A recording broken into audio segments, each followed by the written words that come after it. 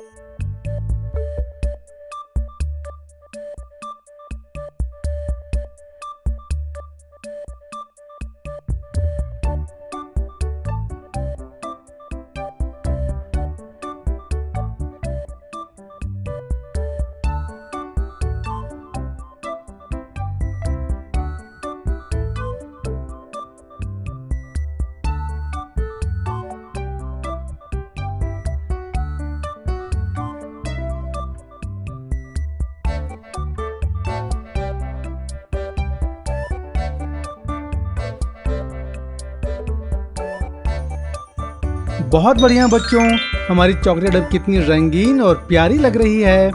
अगर आपको कलरिंग करना पसंद आया तो इस चैनल को सब्सक्राइब करना ना भूलें। फिर मिलेंगे एक और मजेदार कलरिंग एडवेंचर के साथ। Bye bye.